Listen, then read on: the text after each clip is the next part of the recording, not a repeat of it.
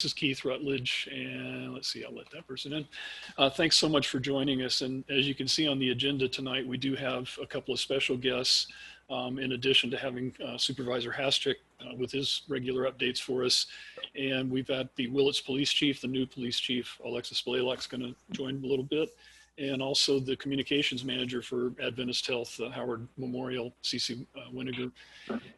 We thought that since we had the evacuation recently, that it'd be really great to talk to the sort of what happens after you evacuate, when you have to go down into town, and what are the things we should be doing as far as checking in and finding lodging and you know, all those kinds of things. So that's part of that. And then also John Lemmer has agreed tonight to talk to us a little bit more about not only amateur radio and ham radio, which we're going to talk about that in the communication section a little bit, but also it's the Great California Shakeout drill coming up. This is the annual earthquake drill. So part of National Preparedness, Disaster Preparedness Month, is thinking about more than just the fire we went through and thinking about things like earthquakes. So we'll talk about that a little bit. And then we'll have the working team reports for our planning and funding and emergency prep, update you on what we're doing. Towards the end then, and again, we're going to play it a little open today because we have some guests that have some time constraints. So we'll just sort of work around that. So we'll have question and answer as we go along. And then we do have a raffle prize at the end that Brian will tell you about here in a second. And so just by participating, you get a chance to win a little prize. And that's, I think, what we're going to do to start it off. Okay, so next page. I can do this. I think that most of you have got, and I need to keep letting people in, so I apologize. We don't really go around and do everybody's introductions, but what Brian Ferri-Taylor is doing in his taking attendance is really important for us because your time on this call in our meeting counts for matching funds for grants. So it's really important that we keep track of the people that are joining us, and then, you know, as you participate with your comments, and if you can email us, we'd love to get comments about, you know, like, for example, how did that last evacuation work for you? What could we do better? Did you get your safety net alerts? Did you get your Mendo and Nixle alerts from the sheriff? You know, any kind of feedback really helps us to track how effective our group's being. And also, if you have ideas and thoughts or questions, and we have a few for tonight that have come in, we can ask those in the meeting here tonight. So I'm going to, I still don't see either the chief or Cece, so I'll keep watching. But I know, John, you said that you have John Haschak, Supervisor Haschak, you have to leave a little early tonight. So why don't we just open it up? Well, Chief, the police chief is on the line, so okay. Why don't we start with her? Oh, great. I'm sorry, I didn't see. Matthew, would you make the introductions?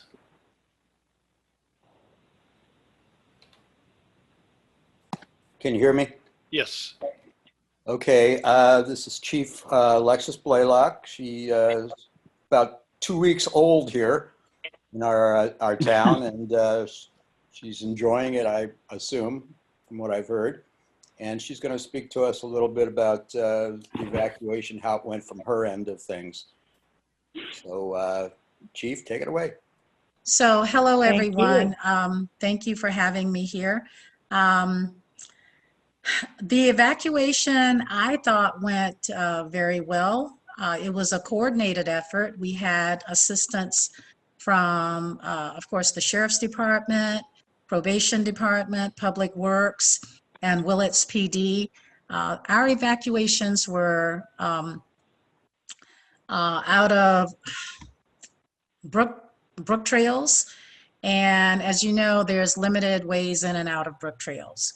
So our officers were making sure that everything went smoothly, no one was going up, and people were able to come out in both lanes. So I thought it went very smoothly. We did discuss afterwards how the plan worked, and one of the things we wanted to look at was, is there any way we could make evacuations better? Is there any way that we could run things smoother? So far, I don't think we've found any, but we are always open to suggestions from the public. Let us know. Send it to our city manager. She is the emergency operations coordinator. So if there are things that you saw that could have gone better, or you have suggestions on things that we can do in the future, we would be very happy to hear that.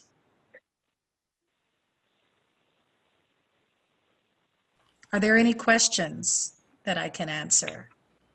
Well, Chief Blaylock, this is Keith Rutledge. Thank you so much for joining us tonight. And we have a couple of people that weren't able to join us that really wanted to get to meet you, meet you anyway. But you know, one of the things that that we were curious about was the evacuation centers. If you could talk a little bit about, because we've heard various different stories, obviously with COVID and the social distancing and such, there are various stories about who could stay at the high school. There were secondary facilities. There were some lodging that was set up. And I wanted to ask about the checking in once you get out of an evacuation, because I've had through CERT and a few other trainings, a whole bunch of different messaging about marking your house or marking with the sheriff's tag or checking in with some evacuation center so people know that you made it out. Can you talk about that in a little bit of how we can, because that's something we can definitely do better, I think. So let me start with the tagging and the evacuation process. Keep in mind that the community of Brooktrails does belong to the Sheriff's Department. It's not actually a part of the city of Willits. So, but because the evacuation comes out into the city of Willits, we wanted to be very helpful in helping with the evacuation. Now, I did hear about the tagging. I don't know if that is a formal sheriff's procedure, but I do know that there was discussion about our plan for Willits if we had to evacuate in Willits, how the tagging would work. That's something that would still be under review if that's something we would need to do. As far as Brooktrails, we definitely would have to leave that up to them, to the Sheriff's Department, because it's in the county, how they want to do it. We can't, you know, we don't have any control on how they do that. I think their goal, though, was to make sure that each house was recognized and that we would know if there's someone inside. For example, if we pass by and there's a house and it is on fire, we would like to know, has that house been evacuated? So I think that's what the tagging was all about. I don't know if they actually did that, but I did hear those discussions as well. So unfortunately, I can't speak to what they did, but I think it's a good idea to, you know, have something that you could place there. But of course, if it burns with the house. So, you know, there's a lot of things to consider on how we would be able to identify a house that's already been evacuated. Brooktrails has all the ins and outs and wines and the roads with the same names. And so it makes it a challenge, but that is something that we want to, you know, have a system just like they would, and Willits too, to make sure that everyone is safe. About the evacuation locations, I know that the high school is one of those locations. During our discussions at the Emergency Operations Center, there was some discussions on identifying other areas.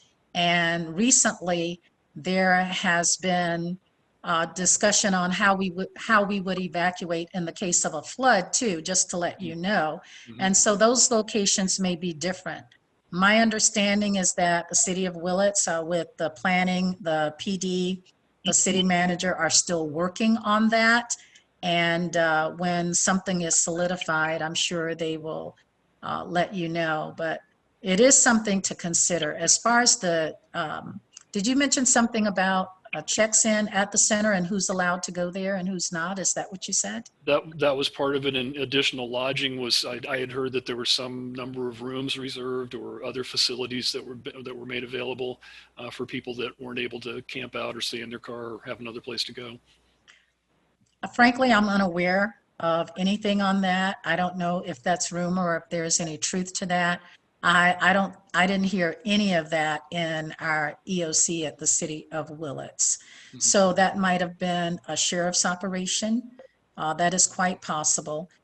My understanding is the hotels were packed because they had people, and then you had all of the firefighters, and some of the firefighters, you know, they had no place to sleep. So that's a good point, though. What do you do? Where do you send them?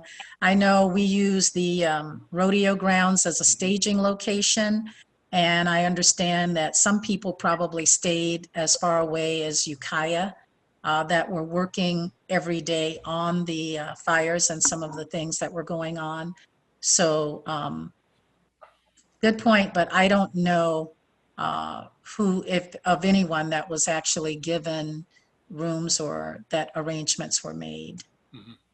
So I'm sorry I couldn't tell you more on that. No, this is why we're having him. Thank you so much. The other thing that people have asked about was we had various of checking in so that people know that you made it out. Now, obviously, we have our own list that we take with us in our go bag. We have our alternate contacts, so we can let, whether it's a neighbor, a family member, you know, somebody else know for your immediate family. But is there any kind of process? And again, I know we're in the county, but in the city, for example, is there any process to just sort of keep track of people that have made it out during an evacuation? Because that seems like another logistics kind of issue that, you know, needs work if we're going to do it. You know, that's a good question. I don't know. So I will be sending a message to the city manager because we are actually in the process of revising our plans. You know, you look at what worked well, what didn't, and a lot of the input we get from you. So I will ask if someone, because it's not just me, it's a group of us. So I'll ask if someone is working on that, and if not, if they would like to incorporate something like that, because it sounds like a great idea to me. A check and balance of, you know, even if it's finding a place that they can send a message to saying we're safe. Yes. Kind of like Facebook does, you know, they have a mark yourself safe. And that's what I've been doing with my family. I marked myself safe during the fires. They marked themselves safe. So that is a great idea to have something like that incorporated in our plan. So I've written it down. Okay. Do you have, I don't know how much time you have, but I know that we have some other questions. I don't want to take too much of your time, though. Go right ahead. Okay, does anybody else, while we've got the chief on the line, want to ask a question? I do. Welcome, Chief Blaylock. About tagging houses, the sheriff gave this one out last year, available at the library. I haven't seen one in a couple of years, and this would mean that the deputy, or if it's a city evacuation, would not have to go to the house and determine if someone was there or not, and then tag it with yellow tape, as I saw all over Brooktrails. And that would save time and be able to concentrate resources if houses were tagged by the individuals as they left. The question I have is about traffic control in Willits. It was an unusual situation with having 101 closed as well. And what I saw at the bottom of Sherwood Road was a lot of traffic coming from the north, from the turnaround off of 101. And I'm wondering if that was considered and looked at for future planning, if they need to shut down 101, which is certainly possible to happen again, if they would consider turning around at the south end of town and help in decreasing the traffic at that Sherwood Road Main Street intersection. Also, there was a lot of backup people wanting to turn left and get onto Sherwood Road coming from the city of Willits, and people were in line in the left turn lane and they didn't know what was happening. And so there was a lot of backup there, and there was no traffic control at the corner of Commercial and Main Street or signage that might let people know what was happening. So I guess the question is, have these issues been discussed in your post-examination of the event? There was some discussion about better ways to direct traffic, and there was some mention, I don't remember exactly when, but I know in our, because we were having daily briefings. I think I attended anywhere from 3 to 4 briefings a day, depending on who was holding them. But there was some discussion on traffic and how we could make it better. With Willits, it's a little complex because there are the 2 exits. And yeah, I did see, you know, a lot of turning around on the north end. I don't know how long that lasted. It got to a point at some point where there was little traffic there, but initially, yes, it's a problem. We had people going up and then having to come back because they couldn't go north on 101. That was closed down because the fire affected the freeway as well. So that is something that we did discuss, better ways to do it. I don't remember us discussing main and commercial. So I will definitely make a note of that. And maybe even signs there saying, you know, limited access or evacuation in progress, something so that they know if they go past commercial, they're basically going to have to turn around at some point. Now, as you know, though, the high school is there too, so we would have to figure out a way to determine if someone has gotten turned around and they're trying to get back to the evacuation point. You know, so the shelter, so to speak. So that is something to consider. Traffic was a huge discussion, though. How can we navigate traffic through the city of Willits without it getting clogged and completely shut down? So I think the idea of the signs at Main and Commercial are an excellent idea. I also want to say I really like the sign, the evacuated tag sign. So let me ask this: were these issued to all the residents long before an event? Was it like a preparation package in the event you're evacuated? Put this on the door. How did that work? There was some PR about it, and then they were made available through the county library. So an individual would have to go into the library and pick it up. But these were done previous to an event. It was something that was Yes. available. Say, hey, here's an evacuation plan. Okay, that's a great idea. I hope someone from the city is on this line listening. You know, I don't know. I might be the only one, but yeah, that is a great idea to have that. So I will suggest that as well. Well, in the county, you know, Supervisor Haschak's on, those came basically through the county, so there's no reason to have different ones for the city. But the nice part about it was it's sort of a poly kind of a material, so even if it got wet, it wasn't going to crumble up, and it had a wire tag on it. So it was, I wouldn't say fireproof, but it was something that could take some little bit of wind, a little bit of moisture, and still be effective. So, but it was something with the wire tag, so you could put it on your mailbox by your driveway or something close to the street, so that as they drove by, they could tell that house was had already been evacuated. Excellent idea. So the city of Willits may want to do their own just for Sure. you know, purposes of identifying that it's a city location that needs to be checked and rechecked. Sure. But overall, I don't care who makes the signs. That's a great idea. Yeah. All right, anyone else have some questions? Yes, Chief. One of the main considerations I heard from people that evacuated was they're worried that somebody's going to break into their house while they were gone. And I was wondering if the Willits police had any, were patrolling at all of that, or was it just the sheriffs?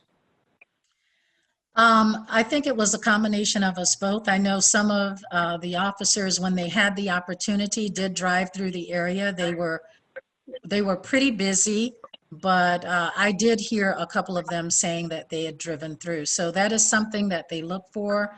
and we know that happens. Is it 100% preventable? No, it's not. I wish it were, but it is something that we can do to deter crime, is to be visible and drive through. So yes, as much as possible, that did happen and will continue to happen in the event of an evacuation.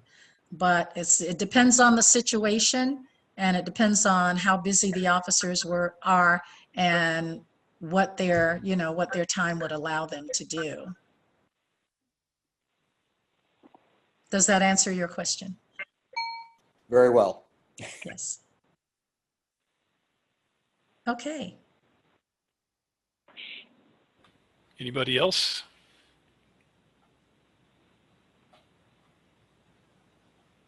I saw one of our questions, we had a Q&A that people had sent in some emails. And I think one of them we were just talking about that we had heard is that several people chose not to evacuate. And I've heard from people, I don't just a secondhand, that the sheriff, I mean, they weren't making people do anything. They were just registering that they were saying they weren't going to evacuate and noting those. I was hearing that on the scanner. But have you talked about any of those kinds of issues? I mean, I think we all know that if you choose not to evacuate, the issue is if you then later on wish you would have, that's your choice. And that's, the sheriff is making a great attempt to come by and try to save your life. But if you choose to stay for whatever reason, they don't want to have to come back up later on in the middle of a terrible situation to try to rescue you. So what could you say about that? I would say that if you're asked to evacuate, please evacuate. Sometimes people underestimate the amount of danger that they're in, and you realize, oh gosh, it's more serious than I thought. Keep in mind that just as it's dangerous for them to be there, it's dangerous for then rescuers to come in and try to rescue them when they've already asked them to evacuate. So we don't want to end up having more people endangered. I have no doubt that if the Sheriff's Department or the Willits Police Department feels like they can safely come and get you, that they would. However, understand that it's putting those deputies, those first responders, and those officers in danger as well. So we want to evacuate when we know there's a danger and there's an order to evacuate. It doesn't mean that the emergency workers know that there's going to be a crisis. It's that there's the highly likelihood of a crisis or a fire or a flood or whatever it is being at your home, and you'd be safer to evacuate. If nothing comes of it, fine, you go back home. But when you refuse to evacuate, let's say in Brooktrails, someone did refuse to evacuate, and then there was a fire and a tree fell over the roadway, and then there's no way to get to them. You can't ask emergency workers to go into a situation like that where it's a high likelihood that they will be injured or die to come and get you. I mean, we would like to, but how much sense does that make when you're risking an additional life? So it's a hard situation for first responders because we don't want any loss of life. However, we are human and we can only do what we can do. So I encourage everyone listening that if you're asked to evacuate, or if it's suggested you evacuate, please evacuate. It's for everyone's safety. Thanks. Yeah, we have done quite a bit as far as our own notice system. We've done evacuation drills, go bags. So I think the fact that we had such a successful evacuation shows the people have been paying attention, and certainly between law enforcement and the fire departments, the message has gotten through, I think. So one other thing, I'm not sure what you know, but I'm asking a lot of people asking me about where can you get information once you are evacuated as to what's happening. The radio had some pretty good updates on the like KZYX radio. There's some really great social media sites, like Andy Hilke has his Willits Community Awareness site and a few others. So social media, but it doesn't seem like there's really like a real-time public information officer that is sort of providing almost like real-time updates that people could follow along. So it ends up with a lot of stories going on and the social media sharing, and it's not the most reliable information. So was there any discussion about how can you follow an incident once you've been evacuated? Yes, there actually was a public information officer assigned to the incident, and there was a phone number available. I think that phone number was made available to the public, but here's the thing, with social media, it doesn't matter how much information you put out there. Someone will, be on social media giving misinformation and maybe causing panic when there shouldn't be. But there was a public information line that when anyone called the department, that, they were given that information. And I think they had a website as well. So there were multiple ways that people could get the up-to-date information, as up-to-date as it could possibly be under these circumstances. So I would also say, if you are seeing something on social media, trust but verify. Verify that the information that you've gotten is correct. Ask, you can probably call the fire department or the police department and ask the public information number. If you have internet service, you can probably Google it. And like if you Googled Oak Fire information, I'm sure something would have come up. So when you hear something on social media, check it out and verify it as much as possible before it goes too far, which I don't know if you can prevent it from going too far, because they kind of do, but that's just a suggestion I have for that. Does that help? Yes, that's wonderful. And in fact, I know that like we had several people that did call the sheriff's public information line, and they were very helpful. So they had a bank of people there. People were getting through on the phone calls.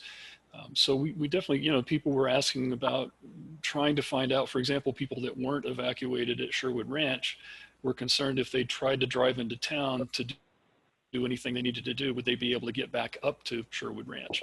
And who could they call to find out? Well, that would be the sheriff's department. I think you could find that out. But there were just, sort of a lot of things like that during the incident, a lot of questions came up that, our group is evacuated, so we're handicapped as far as communications go. So we're looking for, another source of communication that can happen even when we're evacuated. And I know John Lemmer is on the line. He's going to talk about the ham radio and amateur radio networks, and those are very important. But, just sort of mom and pop of what's going on.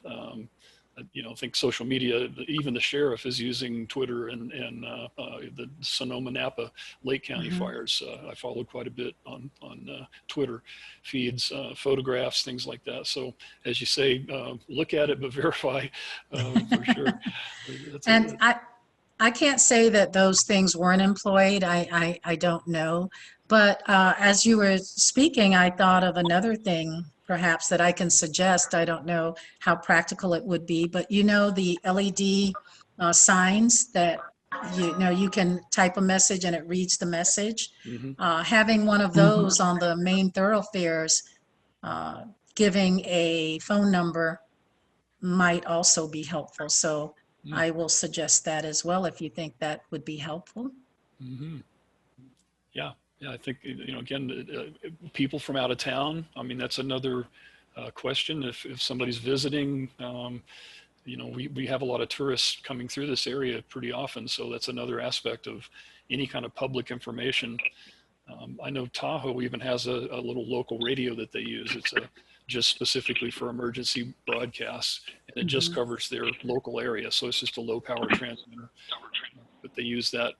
And a lot of that is because they have so many tourists. They have people from out of the area. They don't know anything about, where they are or where to go. And I think that was another comment that came up that, again, you might not have a lot of input or insight on, but the zones that were established were dynamic for the fire. They were sort of laid out, but people had a hard time knowing what quote unquote zone they were in because it was a made up for the evacuation process. So I know that Eric Hart is on the line from Williams Ranch, and there's been some discussions about trying to establish some kind of designations for quote unquote zones or neighborhoods or some other kind of block that could be sort of a permanent designation so that people would know if they were in that block and they heard we're going to, evacuate blocks 2, 3, and 5 or whatever. Because I've seen that, heard that from a lot of different people, even the Sonoma-Napa County fires, a lot of confusion about hearing or even reading all the road words and seeing the maps. It was sort of hard to tell. So if there was some way to, call somebody and say, here's my address, am I evacuated? Or type something in and say, am I in the evacuation zone? Some way to make sure that you're the one that should be getting evacuated. Okay, so that's a good suggestion. I'm going to pass that on to our city manager about a system that if you can type in the address, would it identify your zone? That's a good idea. Okay. Well, anything else? My daughter just arrived with dinner. Well, that sounds like the cue. But no, if you I'll be have right another over. question, I have. It's Thai food. Yeah. Ooh, yum. Oh, yes.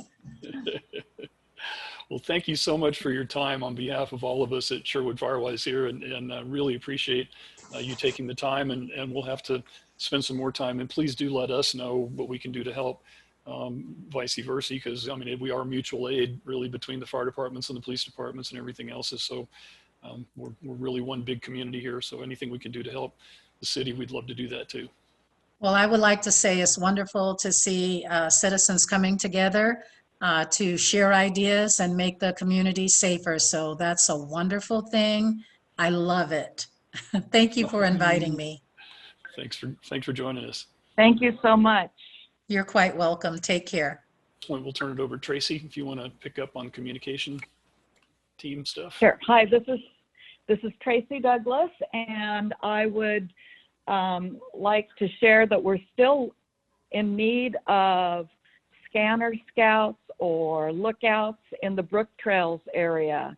Out in the gates, we have a lot of support from the community out there already. They're pretty set up, but we would love to have some more people that are interested in helping with the scanner, ham radio, just lookouts up in the Brooktrails area. And we're always looking for volunteers that would be interested in joining the communications team. And that's about it. So one thing that looking at the list of people here, I believe everybody's well aware of the Nixle and Mendo alert, and we make sure we say that every single meeting. And those of you that joined us when we had the meeting with the sheriff and Brent Blazer from OES, the thing that caught my attention the most was they say they don't use Mendo Alert, which is the most sophisticated system, because they have such a low subscription rate. So they don't have enough people signed up on it to really make a big difference. We want to know, what can we do as a community to get everybody to sign up for both the Nixle, if you have a cell phone, and for the Mendo Alert to get a telephone call or an email or a text alert. We really need to get the whole community to sign up for those services. So we're not going to answer that tonight, but that's something for everybody to think about, and please tell your neighbors and friends to do that, because that's the number one best way to make sure you get the evacuation warning and evacuation order, which are really the big key official notices. I also wanted to say and commend the sheriff for going around to all the doors. They literally did go way out in the woods and walk way out driveways and knock on doors. So all of those fire and law enforcement people made a huge difference. Heard the bitone sirens. I'm sure plenty of people heard those too. So that sort of high-low European sounding siren, it's time to get out when you're hearing that. So, I think a lot of our evacuation preparedness and communications led to a much safer evacuation. And in addition to, we'll talk about in a little while, using the FERCO route for access. But on communications, John Lemmer has agreed to tell us a little bit. I mean, he's got such a large background in radio in general, and so I'd like to talk about that, but also the California Shakeout drill that's coming up. So John, if you're available and can unmute yourself. Okay, I pressed the space bar, that unmuted me. There you go. Thanks. Yeah, we had very limited amount of ham radio activity on this evacuation. Two of our most, how shall I say, regular members took out early and they were out of the county.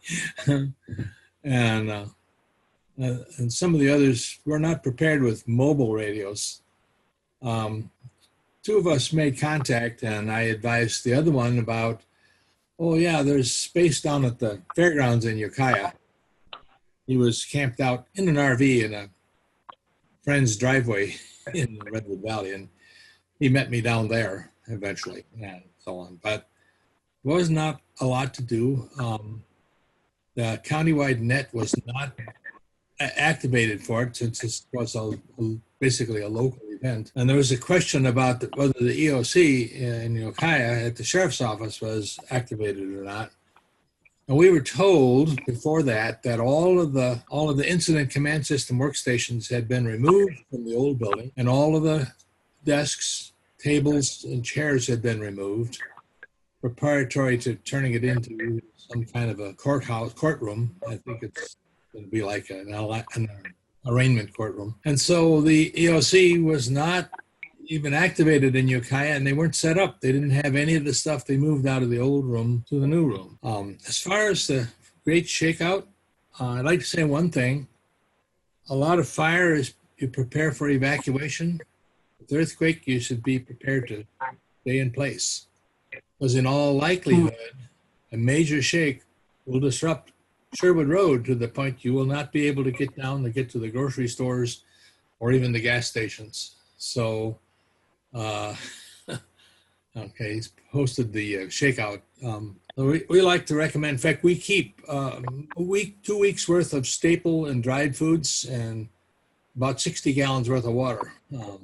30 gallons of it from Brooktrails water. It's run through a separate filter, kept in gallon jugs out of the, in a vehicle, in the motorhome actually, and another 30 gallons in the tank. So for earthquake preparedness, it's the opposite of Firewise. You don't evacuate, you probably have to shelter in place, just because roads will be disrupted.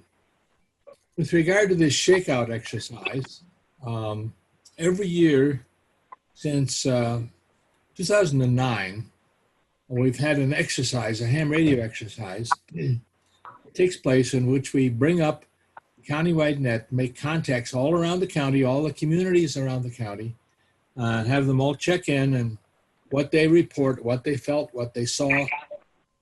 It's not necessarily an emergency response, emergency report, or a status report. We plan to do that again this year. The Shakeout, Keith's got that posted. It's www.shakeout.org. And you can find out by clicking on your county, you can find out who's participating in your county. Many times schools participate, but of course this year, anyway, that's what we do. In years past, we would run the net out of the Emergency Operations Center, basically simulating what you would do in a real earthquake. That's not available this year. We don't have access to the room. We don't have access to the equipment. So it'll be run as an exercise from an individual's home, actually. That's about all I have. Anybody got any other questions? I can see if I can answer them. Well, you know what I'd like to do, John, thank you, is that John Haschak is still with us, and I apologize to you, John. I know you had a time limit too.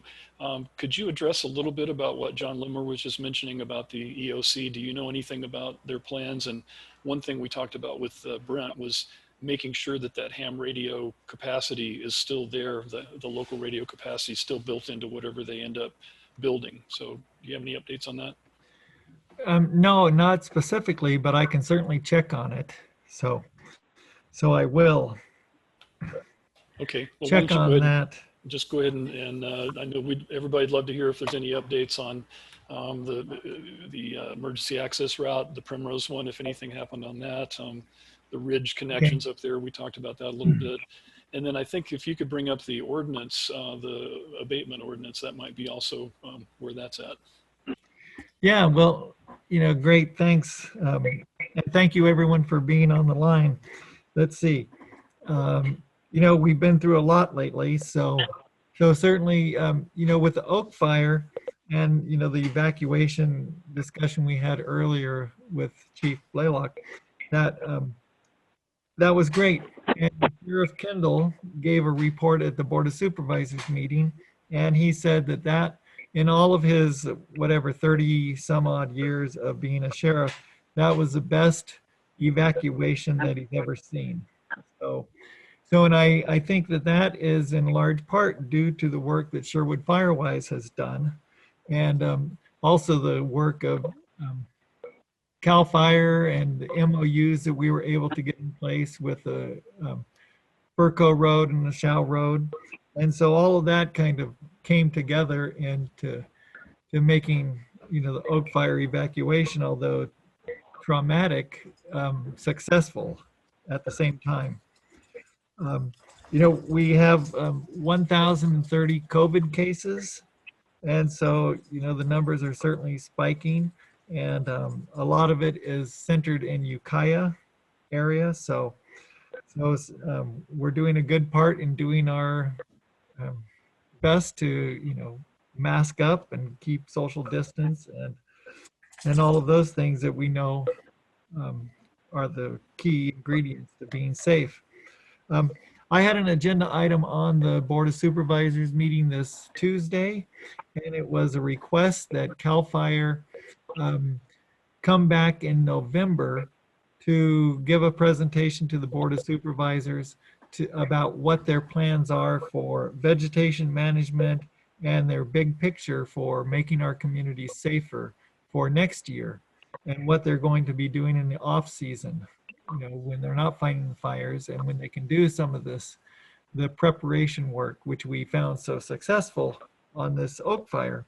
So that passed unanimously, and so hopefully CAL FIRE, it will kind of give the CAL FIRE a heads up, and we want to, all the Firewise communities in the county and the communities want to know what CAL FIRE is doing. So hopefully they'll be able to think big and come up with, plans that will just keep making our communities safer in these difficult times.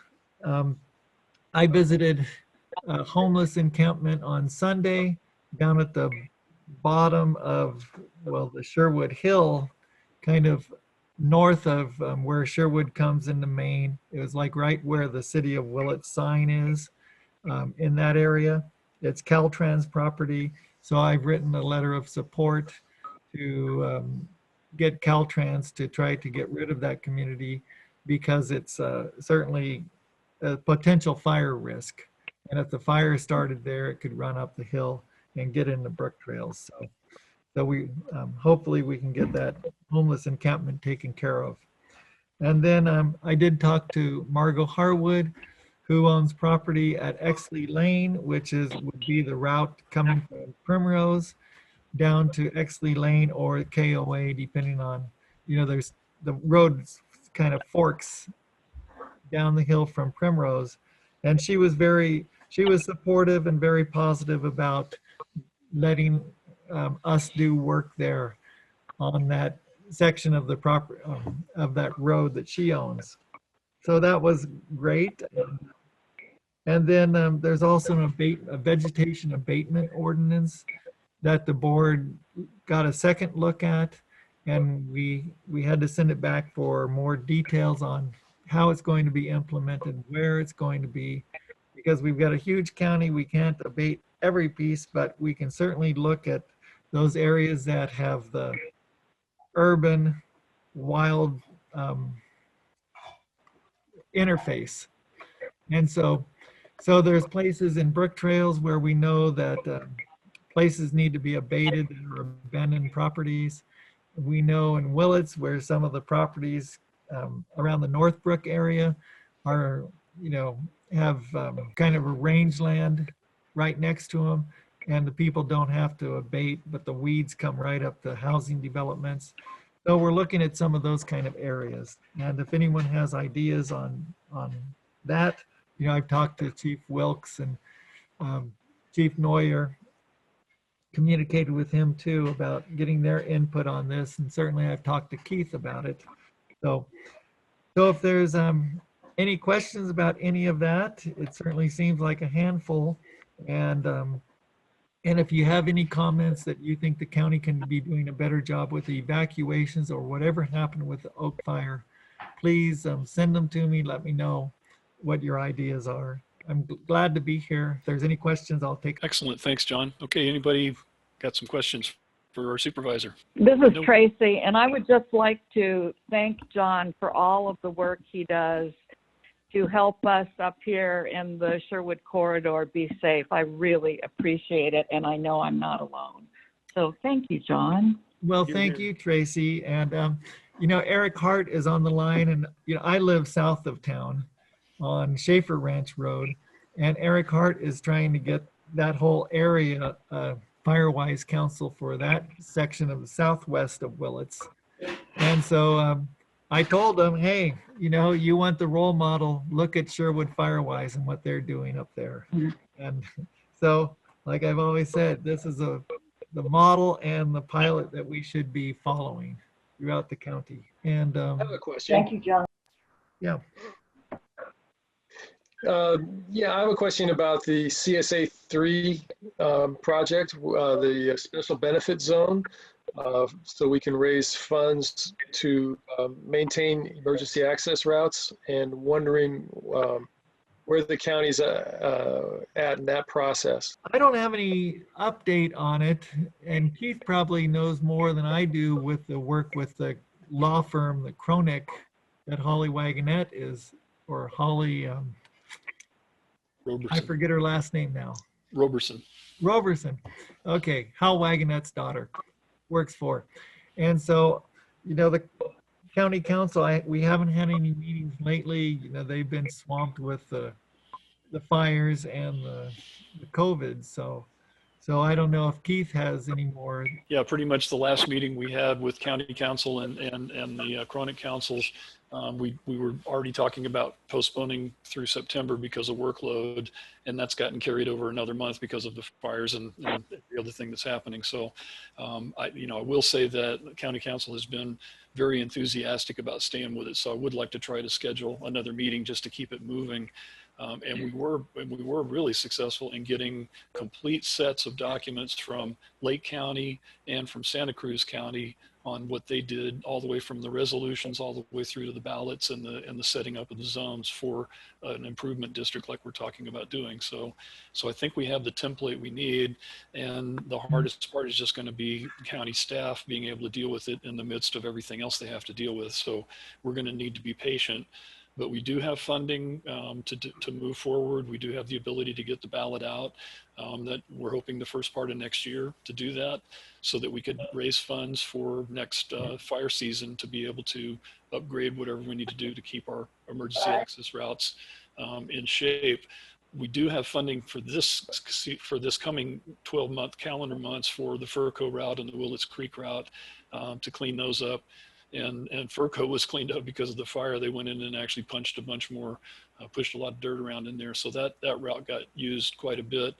And I think it's been improved because of the fire. But the Willits Creek route we haven't gotten to. We're doing the environmental work on that. But there's no reason we can't continue on with the formation of the benefit zone, because that's going to take a long time to get it into the county, to get a resolution and then get the ballot out. So John, whatever you can do to maybe talk to county council to just see if we can squeeze in a meeting sometime in the next 4 to 6 weeks or something, so we don't wait till the end of the year. Yeah, certainly. Okay. Have you had any conversations? I know that Howard Daschle mentioned about the Ridge Road segments. I don't have that map on my slides, but there's quite a few streets like Buckeye that go up to Ridge, but you can't connect to Ridge because there's some gates in there. And again, that's a big issue for evacuating, and especially if we open up the Primrose route, that'll also be important to have those segments tied together. So we'd like to try to keep that moving along too. So has there been any discussion at the county level on that other than what Howard said? No, just what I had forwarded, the response I got from Howard that I forwarded on to you, Keith. That's Okay. the last.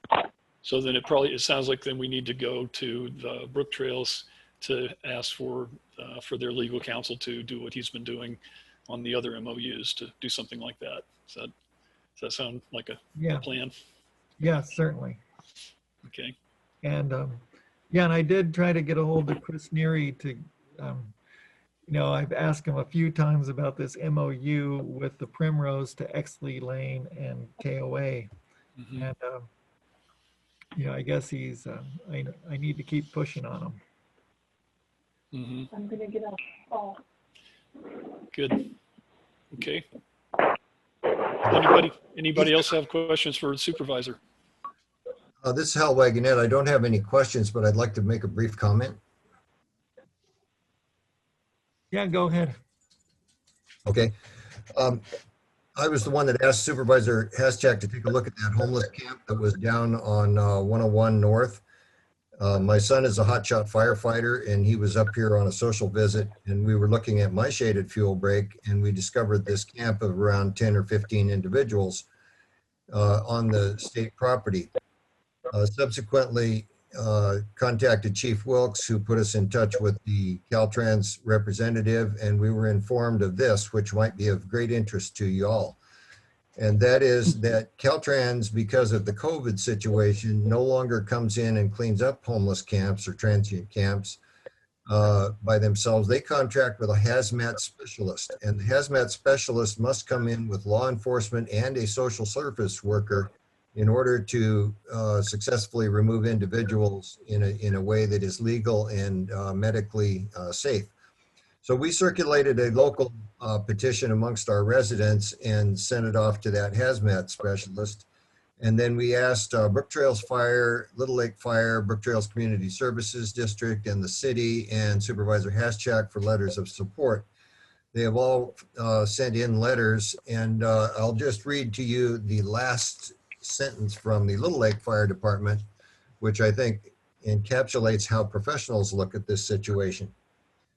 I'm quoting Chief Wilkes here. Just yesterday, he's writing to Caltrans. Just yesterday on 10/7/2020, we had a vegetation fire set by a local transient within the Caltrans right-of-way at their encampment located at the intersection of South Main Street and Bechtel Road in the city of Willits. That's by Burger King for those locals. This exact fire, starting at the above-mentioned encampment, now he's referring to our encampment, could have easily been the beginning of a campaign fire that would be on the news nationwide for its devastation, much like the campfire in the city of Paradise. So the local fire people are taking this very seriously, but my follow-up here is that both the hazmat guy and the local project manager for Caltrans District 1 have contacted me and said they have elevated this project to an action status. It's on the governor's desk, and they expect it'll take about a week to get approval, following which they post a 72-hour notice, and then things get done. So what I'm saying here is that Sherwood Firewise was the first people to respond. I contacted them, and within a day, I had the first letter. But the agency letters and the community letters and a few photographs really carried the day. So I'm thanking Supervisor Haschak for his letter as well. And if anybody wants to know how it gets done or who to contact, get in touch with the Fire Safe folks, and I'll walk them through it. Very good. Yeah. And thanks, Hal, for taking me on that tour. Yeah, nothing better to do on a Sunday morning. You're welcome. Goodbye. Right. Well, if there aren't any other questions, I'm going to sign off for the evening. So thank you all for being here. And, Thank you, John. We all really Thank appreciate you, it. John. Good Yeah. to see you all. So take care. Bye. You too. So why don't we move on to planning and funding? Mr. Brian Ferri-Taylor, you got anything to say? Yeah, well, thanks for that graphic. That's great.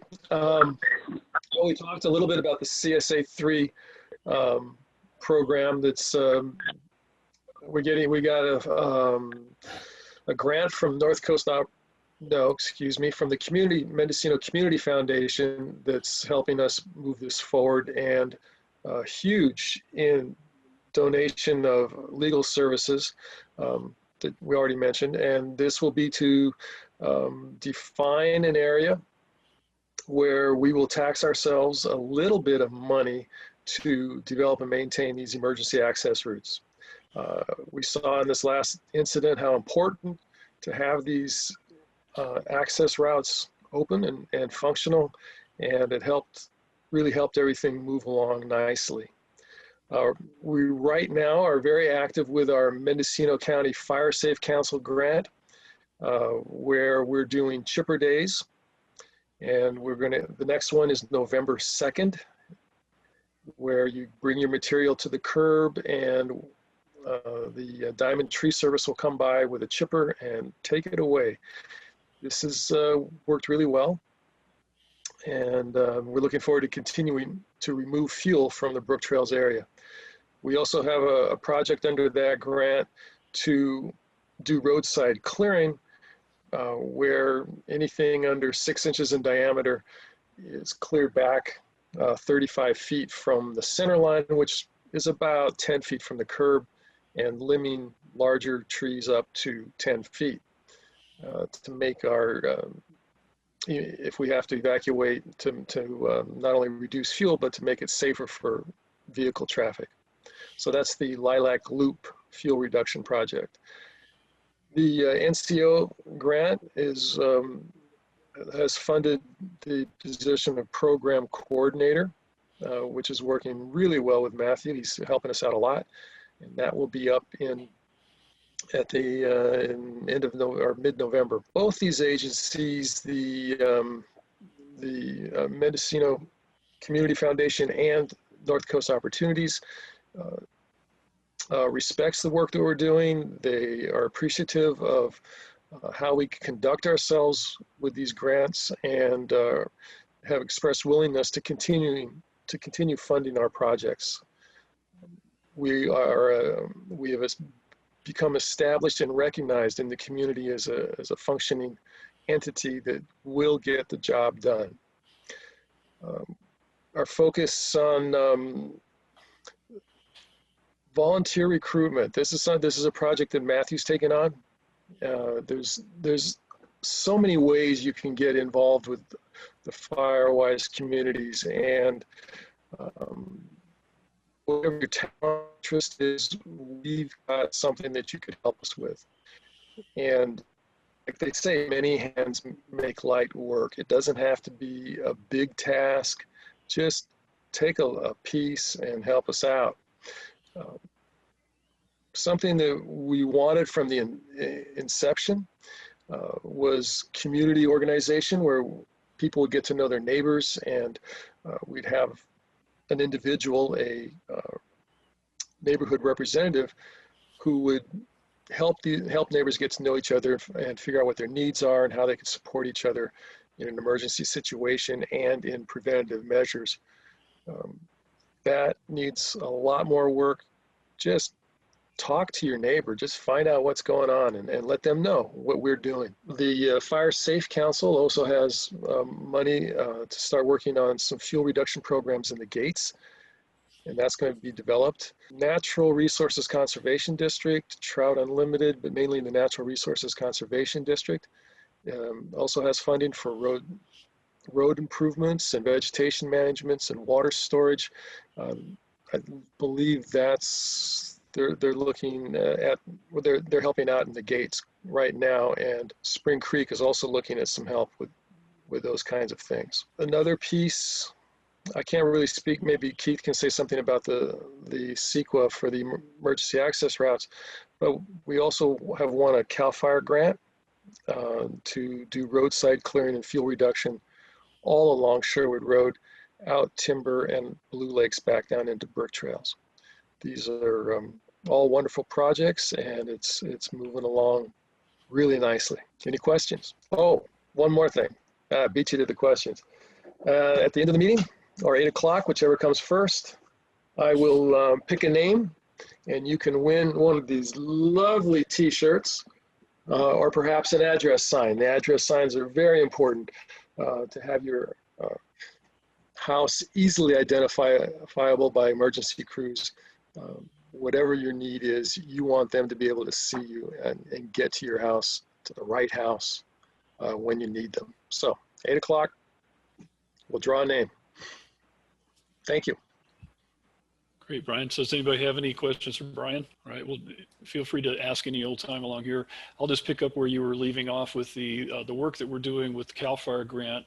The first thing we have to do is the CEQA work, and so that's the environmental clearance. Our forester, Kate Cahill, works for NCRM, North Coast Resource Management. They're the forester for this project, and they've met with some of the neighbors and some of the other environmental, like botanists and arborists and such along the routes. There was a site meeting about a week ago or so along the Timber Road, Blue Lake Road, with representatives of Spring Creek Road Association to look at some of the work we're proposing there. And there will be quite a bit of planning work going along. Archaeological is happening, things like that. So these are the things that have to go through the process when we're doing a fairly big project like this. The good news is, though, that we're really focusing on roadside fuel reduction. So the work will be done from the road base. We're not going to be crawling off into the timberland, digging up the dirt and causing erosion and such. So our goal is to get that 10 or 20 feet on either side of the road with all the brush cleared up and the trees limbed up, and make it so that it's less tunnel of fire effect if we have to drive out of here. And it also makes it for us with dirt roads a lot easier to keep the roads maintained. And that's another grant that Brian mentioned. We're working on Resource Conservation District to do some road work along with this too. So the CAL FIRE is really sort of, that was our big project. We got a grant. We were the only ones in Mendocino County to get that funding for the fire prevention grant. It was about, with our contribution, it's about $500,000, and we'll be working on it over the next couple of years. Right now we're also identifying some temporary refuge areas and some roadside pullout areas along Sherwood Road so that we can have possible water storage for tank hydrants. That recent fire, the water tenders that have to come up once they get out of Brooktrails, they have to bring water. So if we can have more water along Sherwood Road at various locations, that would help for any fires out the Sherwood corridor. So we're trying to pull this all in together to get the road access, the roadside fuel reduction, more safety pullouts, water storage, all of that rolled into this roadside fuel reduction program. And so far, CAL FIRE has been absolutely encouraging. They think it's great because they want public safety. They want vegetation management, but they also want public safety. So that one's moving along quite well. We talked a little bit about the other emergency access route and the CSA, and so we already sort of talked about this. And as you heard, we've been on sort of a hold for the last couple of months between the fires and the COVID and the everything else is for the county. But we just need to keep the pressure up, because I do believe we'll be able to get this out the first part of the year, but we have to get county staff to work on it with us. So we're sort of at this question and answer period. I don't know, I'd like to go back to John Lemmer a little bit. John, I feel like that there are people that have been asking more about radios and communications. And so one thing that was asked was about the ham training, and doesn't look like there's any online. I mean, there's no local courses, but you can get your test online. So could you fill in a little bit about how somebody could get into ham operation? Yeah, I can do that. Thanks. On the Sherwood Firewise website, under the communications section, there's a section on there of how to study on your own. There's a book that I recommend. In fact, the classes all use the same book. Many of us have on our initial learning, of course, myself many years ago, just doing it that way. It's not as congenial as a class, but with the social distancing requirements in place, it's a little hard to do big classes, as you know. But you can do, there's study guides. There's also a place to get, take a test, practice test online to see how well you do. And there are places that are having testing going on. One this last weekend, October the 3rd, there were 2 test sessions in Kelseyville, outside in a vineyard. The weekend before that, there was one in Santa Rosa, which was a drive-in. You stay in your car. And the week before that, there was one in Fortuna at the firehouse there in Fortuna, and they took charge of that. So those things are available, and you can contact me. My email address, I believe, is on the website, on the communications section. Also, the website that I manage, the mcarcs.org website, has information. In fact, I need to modify that because I need to take off the current test session because it's now over. But I do have a list of those who have asked me at previous meetings of an interest, and I keep them updated. If I find out new things, I keep them. I see you've posted that site right there. I was looking at the screen. So the Amazon website for the book, Amazon, changes from time to time. So I need to verify that. Practice tests online, there's a couple of places. So if you follow that, like I say, those, I have half a dozen or so people who have expressed an interest, and I keep them appraised of what's happening, and hopefully they'll follow the leads. It does, at this point, it's basically a self-study thing. There's a group in Petaluma that has a 10-page sheet of all the questions and all the right answers. You learn nothing except how to memorize. We don't really like that, but it is the way to do it. So get in touch with me. It's my name, J.E. Lemmer at Comcast.net if you're interested, and I'll keep you on my update list, let you know what's going on. Thank you, John. And I know Eric is on the phone. He and I talked today a little bit about Williams Ranch and what they're working with. They've got some walkie-talkies for local communication. And I was talking with him about they could really use a ham operator in their neighborhood. I think we all have to have sort of a combination of local communications, but also we got to get in and out to the larger area. So, having several ham operators in your community is a good idea. But I think we also might want to try to think about other kind of walkie-talkie, something in case other networks are down. Because if the cell phones go down like they have, and landlines with power outages, I mean, we've had that happen in 2017. So, and the ham radio was really that was the communication means for quite a while. So I think it's, we want to push it. And John, I know that Supervisor Haschak didn't really know, but he said he's going to ask about the new equipment in the new facility. I'd like to put together a group to put a little bit of citizen pressure on to make sure that you guys, that the amateur radio guys get the proper equipment and that facility's set up. Because again, that was such an important communication method that needs to be part of any improvements they're doing down there. So. Okay, I'd like to address that question. We've been working that with Brent Blazer. Oh, good. He seems to be singularly uninterested in it. There are new sets of equipment that have been purchased. They were purchased 4 years ago now, but for some reason or another, they were never installed even at the old building. And they're telling us, oh, you'll have to operate from a car in the parking lot, or maybe we can find a trailer somewhere. You can put it in the trailer. Well, that doesn't serve the purpose, because we can provide a source of information directly to the EOC if we're there. During the tsunami exercise in whenever that was, 2011, Sheriff Alban at the time said that was extremely valuable because we had many more eyes on the coast than the Sheriff's Department had. But new sheriff, new experience, I don't know. Well, It hasn't happened. There's equipment there. It's already not there. There's equipment somewhere in the county's communication services area. It's just not installed in a ready place. Okay, well, that's definitely go ahead.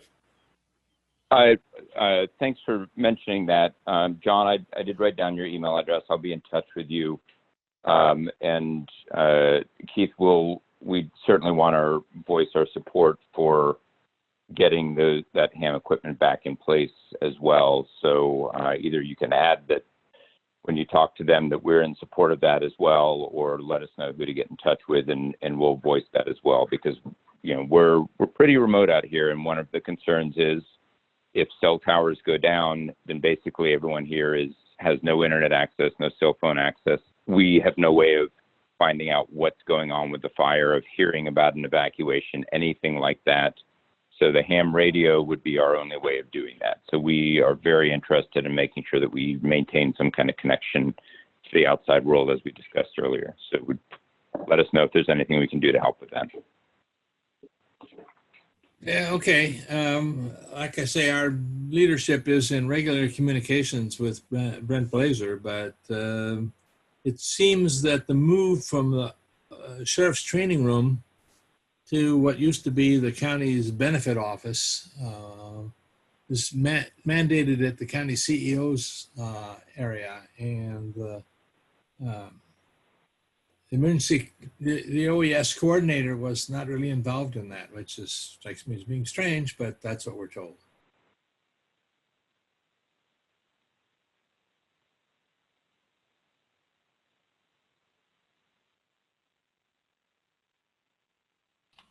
All right, so I don't know if we have anybody that wants to, other than Eric, please get a hold of John about working with radios. But again, I think we need to work as a group to approach the county about the whole countywide ham, and maybe even the chief that we were just talking to tonight. She was also talking about communications and how important it is. So I think that's the whole community. Like John, like you mentioned, the tsunami on the coast, and this fires could be all over the place. We could have fires and floods. Earthquake is another that's going to be a big area, not necessarily just one little place. So I think there's lots of need for that other form of communication. And if the new OES person isn't taking that on, I think we need to ask them to take it a little more seriously. Okay, Supervisor Ted Williams is also a ham radio operator. Yeah. I've talked to him several times, so it's low on his priority list, I guess, but he's K1 TED. Yeah. Anyway, I knew him when he was chief at Albion Little River Fire Department. Anyway, I'm done. Yeah, well, everybody has their hands full. We're just fortunate we got started as early as we did, and that we got some early successes, because that who would have thought with everything we've got, and right now, just even who knows what's going to happen in the next few months, but we're still in the fire season, and that's the part to me that's scary. I heard today it was the 3-year anniversary of the Tubbs fire, so we're got a long way to go. And we're all hoping for rain. One of the other things that several people asked about was what are the best resources to tune into, to stay in touch when you get the red flag warnings, if you want to know where the smoke is, if you want to know about wind directions, if there's a power outage, all that kind of stuff. But the thing that happened recently with the social media seems to be that once an incident has started, that to be able to get ongoing information, it sounds like we're really looking at some of these social media sites. And so we've been talking about, we've got a blog now on our website. I've been monitoring Twitter on the Napa, Sonoma, Lake County fires, and there's been some really good information along with all the other junk that you don't really want to see, but still there's been some good updates, timely, within minutes or an hour or so. How do we do that? How can we best do that where we can all have a place to keep track of what's happening on an incident? So I don't know, we've mentioned Andy Hilke's page, the Redheaded Black Belt, the Mendocino Voice. There's, quite a few of these sites. So what people chime in on, where do you go to get reliable information about updates when we get incident reports and things? other than safety net? Well, I used some of the resources you have on the list that was posted, but in the last week, I sent to info@Sherwood Firewise some, how shall I say, additions or corrections to it. The Air Now thing, what's posted, you'll get posted, so it will be redirected to another site. Also, I find windy.com is much better than windalert.com because you can not only get wind, but you can sow air pollution, you can sow all kinds of weather-related things. I sent that as a postable PDF file, I believe. So, so the rest of them, yeah, I check them all. I check the NOAA site. I also check the firm site. It should be on here somewhere. That's the fire spotter. Yeah, fire incident management system. Mm-hmm. I don't see right where it is now. I check that. That gives you a satellite view of what's happening, although it tends to be delayed because it's updated by satellite passes. So right. It's always posted real time. And Cal Fire site sort of works, but it depends on them updating it, and they don't update it in real time typically. Exactly. Anybody else that are social media folks out there? Where do you go to find the latest, greatest? What about you, Tracey?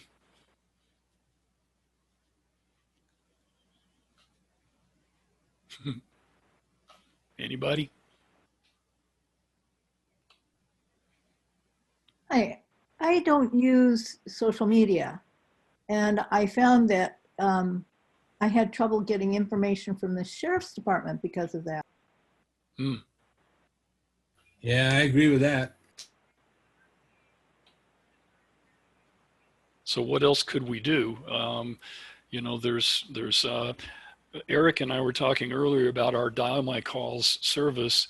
There is a service that you can, as part of Dial My Calls, that there's like a call-in center. So when you send out a message, you could have people call in to check in.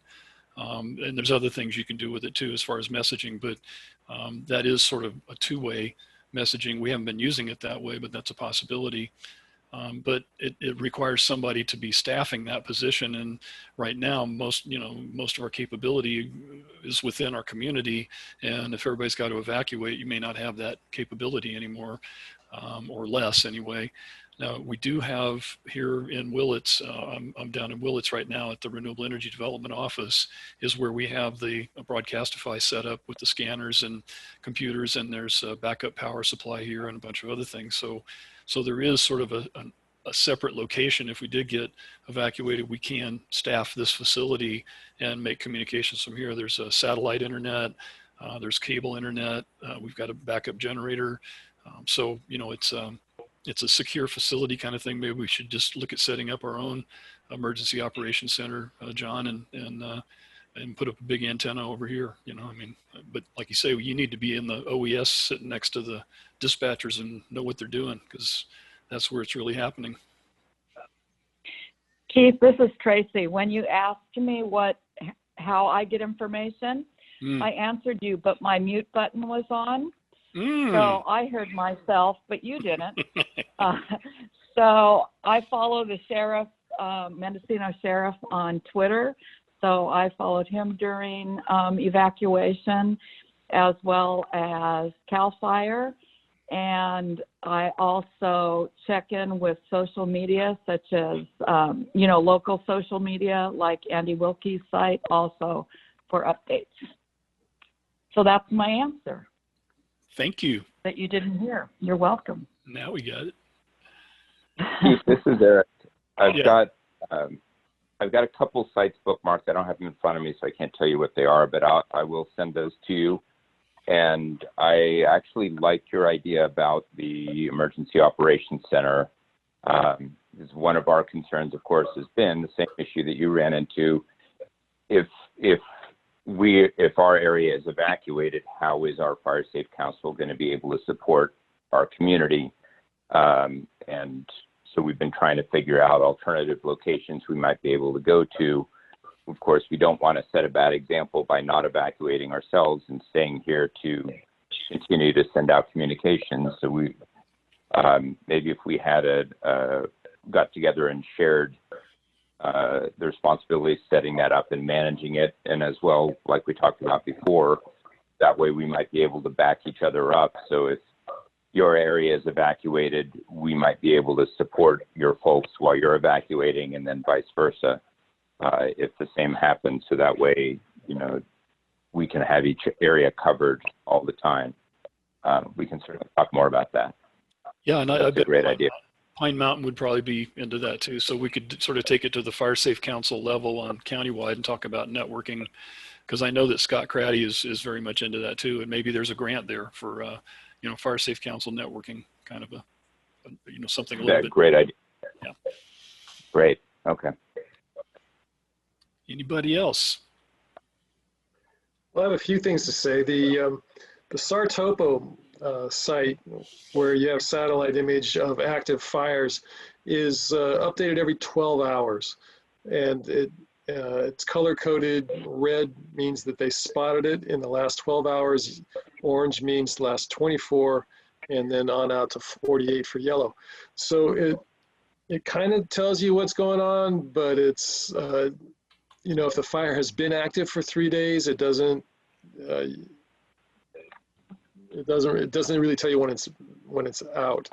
And I called the sheriff's office. They have a number that they put up, and I'm sorry I don't have it. And that was very helpful. They have a bank of operators. They answer quickly. They're friendly. They want to help. I found that a very good resource. I called 211 and found that not helpful at all. It goes to some call center, I don't know where, and they're looking at their computer, and it took 25 minutes. I just have my phone on to see how long it would take for them to pick up. So that that 211 Mendocino County information number is useless in an emergency situation. Good to know. I have one other suggestion. I go to Flight Radar 24. I have both an app on my phone. I have Air Now on my phone as well too. It's quicker, and you can spot the aircraft activity when they're up. They were doing a lot of activity today in that fire just north of Lake Pillsbury. Used to be called the Hull Mountain Fire, part of the August complex.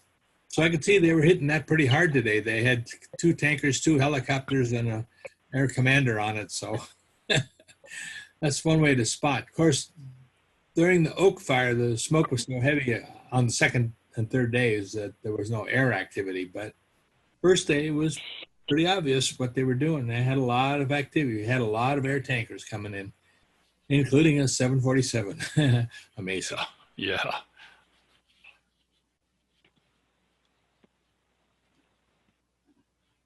Okay. Well, I think we're covered most everything here, folks. I don't know. We got time. It's your show. Anybody want to say anything that we haven't covered, or offer something up for next month, or any ideas?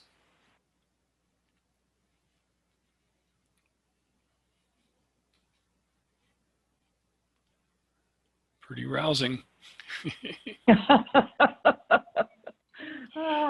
Well, everybody's on mute, so what do you want? But Well, there you have it. yeah. And if you don't know how to unmute on the phone, it's a *6 and then *, if you're on your computer. But you don't have to say anything.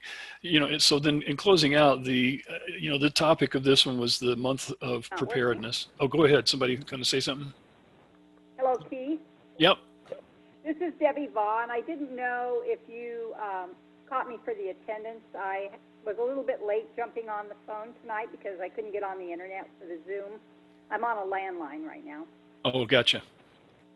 And the same was for last month. I was on that 2-hour call also. And what's your last 4 numbers of your phone? 6729. Okay. Brian, you got that one? He does. Okay, great. Thanks. Thanks, Evie. Can you mute me, or do I mute myself back, or? I got it. So anyway, the National Preparedness Month, Disaster Preparedness Month, it was actually last month, and I'd say we did a pretty good job. The thing that John was just talking about, and we've talked about several times, is we're very likely to have a big earthquake. And as much as we're prepared for things with go bags and fire plans and home hardening and vegetation management, have you really go around now and take a look at, if you had the big shaker, what are the things that are going to fall off and hit you in the head? What are the things that that you need to be strapped down, like your water heater and that kind of stuff? You know, this is another one of those things, just like the fire. If you're not ready, if you don't have a plan, if you don't have food stored, if you don't have water stored, we could be cut off for a long time in a major earthquake that hit Northern California. So that was sort of the general idea of the disaster preparedness of not only your own house having a fire or your community having a fire, but what if we have the big earthquake, or we may have floods coming up this season, even maybe not where we're at, but landslides and things like that where people have had fires. But earthquake is the one in particular that requires something you can do in your own home and really start looking around and think about that. So you might want to check out that earthquake preparedness drill, the Great Shakeout. There's some pretty cool graphics and, you know, just a lot of the basic stuff, just like with the fire preparedness. But it's something we ought to all be thinking about and be prepared for just as much as we're prepared for fire, because it could happen any second. And I know Pine Mountain has been having a bunch of small earthquakes, which is probably good, but you know, it's not a question of if, it's a question of when. So, all right, anybody else before we turn it over to the Master of Ceremonies to talk about the big prize and meeting next month? I got one more thing to say about the shakeout. Great, John.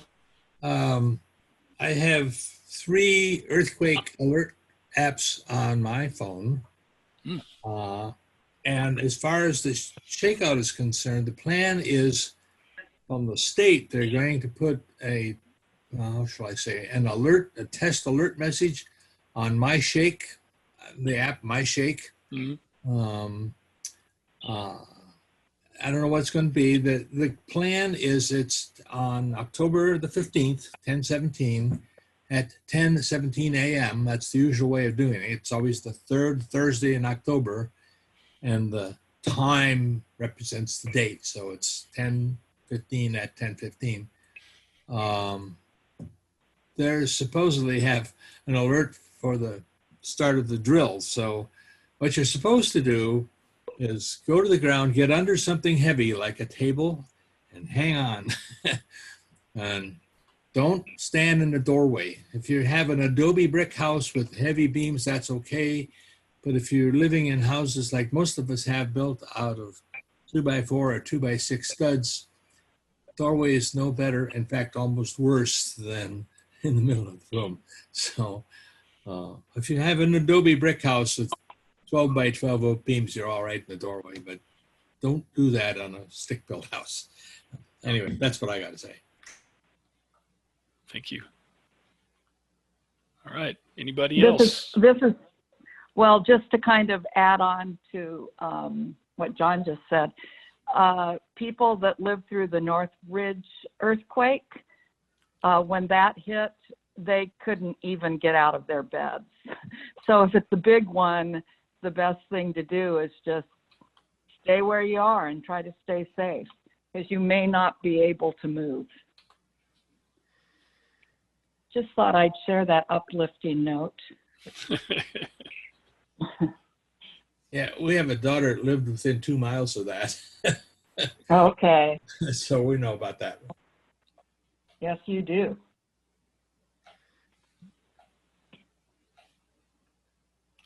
Does anybody have an idea for a topic for next month's meeting? I think, if not next month, the month after, talk about fireproofing your home. Well, that's something that Brooktrails Fire Department has said that that's where most of the fires start in Brooktrails, is in somebody's house. So in-home fire safety, I think, might be a nice topic. Well, it's good timing because we'll be going into heating season, and I know just when we started, we had a couple of chimney fires right off the bat when we got